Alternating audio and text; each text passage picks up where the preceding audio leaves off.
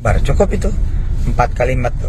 Subhanallah, alhamdulillah, wala ilaha illallah, Allahu akbar. Bagi para pengusaha itu ngerontokin, dan buat siapa aja sebenarnya ini ya, ngerontokin dosa, maksiat, kesalahan, kecelakaan, keburukan, kejahatan, kekacauan, lupa diri, kedunguan, kebodohan,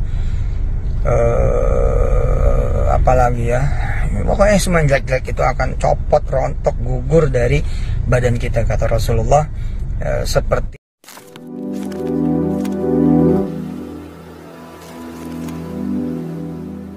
Assalamualaikum warahmatullahi wabarakatuh. Welcome back to my channel Detektif D.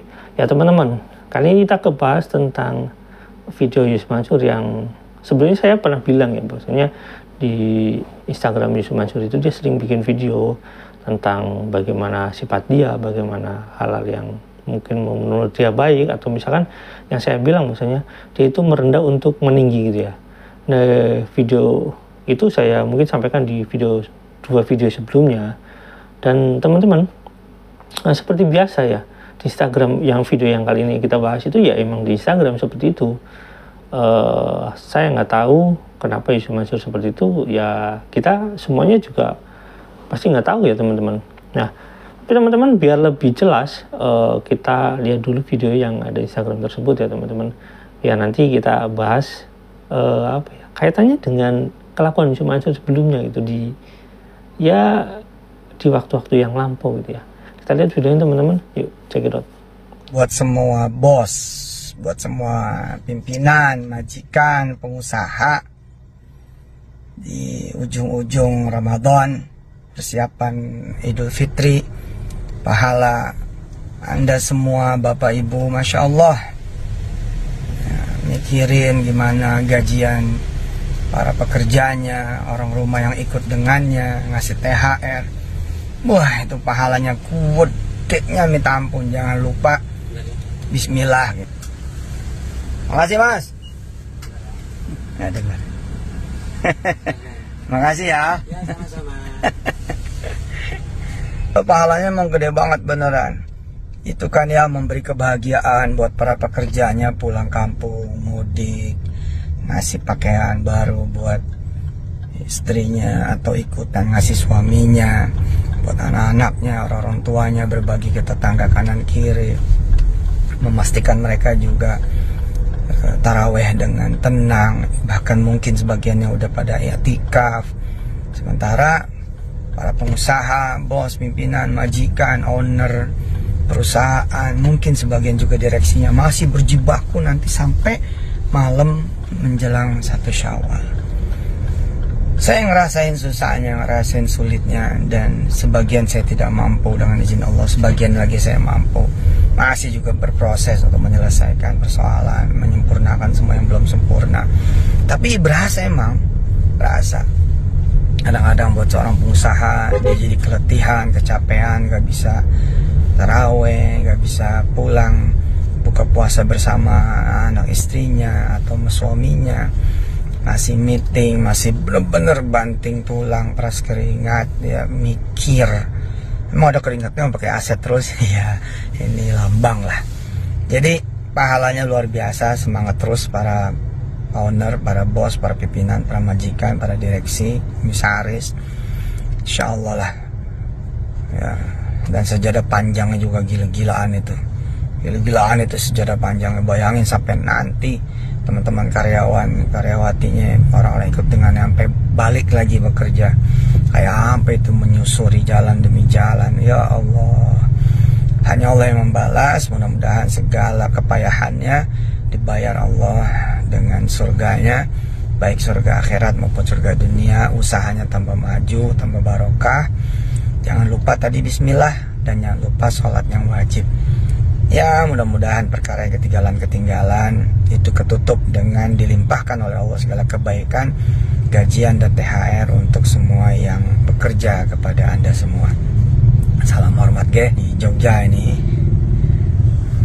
Masya Allah, selalu ngangenin Jogja ini. Alhamdulillah. Ya, untuk taraweh nanti umpama sampai rumah, ya isyaan aja sama sopir, isyaan aja sama sekretaris, isyaan aja sama asisten, kemudian tambahin 2 rakaat cukup kok. qiyamul lail 2 rakaat sama 1 rakaat witir. Ya. Dan kenapa pengusaha cenderung susah kayak apapun naik terus, susah kayak apapun dia nanjak terus nanti insya Allah dibukain rezekinya sama Allah ya, karena perjuangannya itu. Yang penting ikhlas, kita ridho, benar-benar pengen nyenengin semuanya. Dan yang belum sanggup mungkin seperti sebagiannya seperti saya dan beberapa kawan lain di Indonesia, benar-benar kita pasang niat banget. Insya Allah mudah-mudahan ya lebaran yang akan datang jauh lebih baik daripada lebaran hari ini, terkait dengan hak karyawan, hak karyawati, hak kemudian siapapun insya Allah. Toh kita kepengen meninggal dalam keadaan husnul khatimah dan baik-baik saja semuanya. Sudah, kita tidak usah nyalain keadaan, nyalain apa-apa, nggak usah. Bismillahirrahmanirrahim, insya Allah udah semua dari Allah.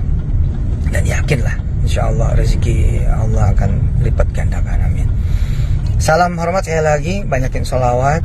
Ya, salawat kan nggak perlu wudhu juga dan bisa di segala keadaan. Gitu zikir, ada zikiran bagus tuh, subhanallah walhamdulillah wala ilaha illallah wallahu akbar. Cukup itu 4 kalimat tuh, subhanallah walhamdulillah wala ilaha illallah wallahu akbar. Bagi para pengusaha itu ngerontokin, dan buat siapa aja sebenarnya ini ya, ngerontokin dosa, maksiat, kesalahan, kecelakaan, keburukan, kejahatan, kekacauan, lupa diri, kedunguan, kebodohan, apalagi ya, pokoknya semua jelek-jelek itu akan copot, rontok, gugur dari badan kita, kata Rasulullah. Seperti itu sakitnya al-warak itu, seperti kemudian rontoknya itu warak yabis, seperti rontoknya daun kering ya, dari min syajaratin ya, bisa dari pohon yang kering. Masya Allah ya, insya Allah pokoknya naik. Ingat omongan saya, pokoknya pahalanya gede banget. Tenang-tenang aja nyari duit buat karyawat-karyawatinya, tenang-tenang aja nyari duit buat perusahaannya, buat kantornya, tenang-tenang aja udah. Insya Allah Allah maha memperhatikan, maha membantu dan maha menolong ya. Makasih tadi ya, jangan lupa bismillah, jangan lupa sholat yang fardu, kemudian jangan lupa barengin dengan sholawat, tasbih itu subhanallah alhamdulillah wala ilaha illallah akbar. Maka sejadah panjang tuh sepanjang-panjangnya insya Allah. Pokoknya ntar orang tuanya senang, keluarganya pada senang, dari karyawan-karyawati ya, dari orang ikut dengan Anda semua, dan semua sekeliling mereka senang. Kesenangan itu dibagi oleh Allah, bayangin coba itu.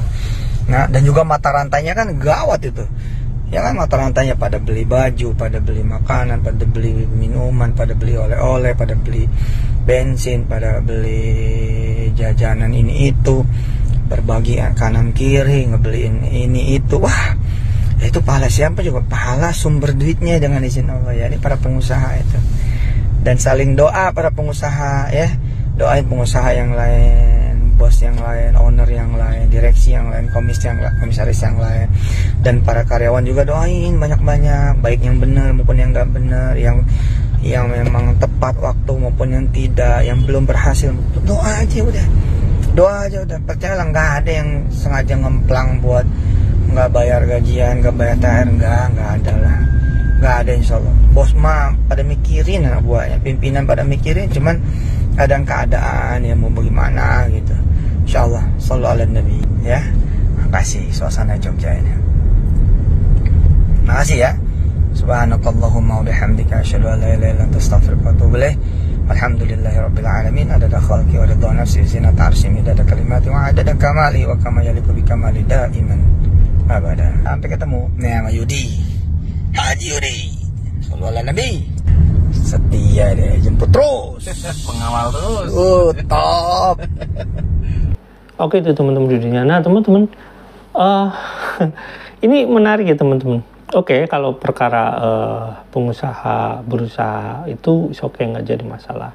Tapi apakah ngomongnya ya, dia kan ngomongnya kayak seolah-olah dia maksudnya dia pengusaha yang bertanggung jawab gitu. Tapi faktanya kan nggak gitu ya. Dia itu pengusaha yang kita punya catatan banyak lah ya, catatan banyak tentang ini. Dia ngomongin tentang karyawan ya, nggak ngomongin tentang investor gitu ya, ngomongin tentang karyawan. Faktanya adalah karyawannya itu ya nggak layak gitu mendapatkan gajinya gitu ya. Terus selain itu banyak karyawan yang memang gajinya itu nggak dibayar gitu. Itu fakta ya teman-teman. video yang paling menarik menurut saya adalah di bagian belakangnya teman-teman. Dia mengatakan bahwasannya ibaratnya beginilah, ya pengusaha itu selalu berusaha untuk apa ya, menyelesaikan masalah-masalah gaji karyawan gitu ya, termasuk dirinya, bahwasanya dia itu baik niatnya gitu, cuma kita punya masalah gitu, intinya dia nggak mau bayar itu karena punya masalah teman-teman gitu, ibaratnya kayak gitulah. Itu di video terakhirnya pesannya kayak gitu. Tapi teman-teman perlu ketahui bahwasanya kalau kita melihat kasus di Paytren ya, jadi ada 14 karyawan Paytren yang menggugat untuk dibayar gitu ya teman-teman, melalui pengacara Pak Jaini gitu ya, dengan melakukan bipartit atau tripartit, dengan ibaratnya melibatkan dinas ketenagakerjaan.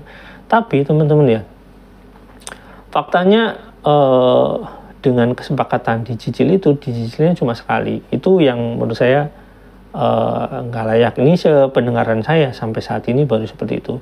Nah, pada saat itu kenapa sampai dicicil sekalipun, itu sebenarnya sesuai dengan investigasi yang saya lakukan ini. Jadi pada saat tanggal yang seharusnya dibayarkan itu, jadi sebelumnya itu memang menurut saya gini, pembelian aset atau jual beli aset itu nggak serta merta gitu. Jadi gedung Paytren yang 5 blok lokasinya di Jalan Soekarno-Hatta itu dibeli ya karena itu adalah adanya perjanjian. Jadi karena pembelian suatu nilainya besar itu memang kan nggak bisa serta merta, jadi minta jangka waktu. Nah, si pembeli ini minta jangka waktu di bulan itu, jadi makanya ada perjanjian untuk mencicil di bulan itu ya. Nah, tapi apakah teman-teman ketahui bahwasanya nilainya yang dibayar oleh pembeli itu kepada Yusuf Mansur ya, pastinya lah itu nilainya mungkin puluhan miliar itu. Nah, sedangkan kewajiban yang harus dibayar kepada karyawan Paytren ini nggak nyampe 1 miliar, mungkin setengah miliaran gitu ya, atau di bawah itu gitu ya teman-teman. Tapi nggak dibayar gitu, cuma dicicil sekali. Nah, sebagian uang itu katanya dibelikan untuk aset di ruko sebelahnya, satu gitu ya. Jadi ya mungkin kalau dihitung-hitung ya ibaratnya masih ada 4, masih puluhan miliar. Kalau misalkan itu harganya 3 miliar satu rukonya, jadi 3 kali 4 ya masih 12 miliaran buat bayar cuma cicilan pada saat itu kalau nggak salah 75 juta. Ini bisa dikoreksi teman-teman. Nah, intinya uang yang didapatkan Yusuf Mansur itu untuk apa? Karena apa? Pertama ya untuk bayar investor enggak, untuk bayar karyawan Paytren ya cuma dicicil sekali, karyawan Paytren nggak digaji. Kita lihat untuk bayarin investor batubara pun enggak, investor patungan usaha pun enggak kelihatan gitu. Jadi menurut saya sebagai orang yang melihat kasus ini gitu ya, melihat kasus ini lebih jauh, Yusuf Mansur itu bukanlah orang yang memang kalau dibilang saya ini nggak sengaja, bukan orang yang nggak disengaja gitu, dia emang sengaja nggak mau bayar gitu. Jadi kalau misalkan Anda bekerja dengan Yusuf Mansur itu kalau masih menguntungkan ya dia bayar, tapi kalau misalkan rugi ya dia nggak mau bayar. Nah, yang jadi masalah apakah Paytren ini rugi karena masalah ibaratnya manajemen yang nggak beres atau masalah apa? Nah, dari penelusuran yang saya lihat, penelusuran yang saya dalami ya teman-teman, Paytren ini menurut saya sengaja memang dibangkrutkan setelah digali uangnya dengan sebegitu banyak. Contohnya dengan program Umroh Merdeka. Uangnya kemanakah uang itu? Ya, kalau kita teliti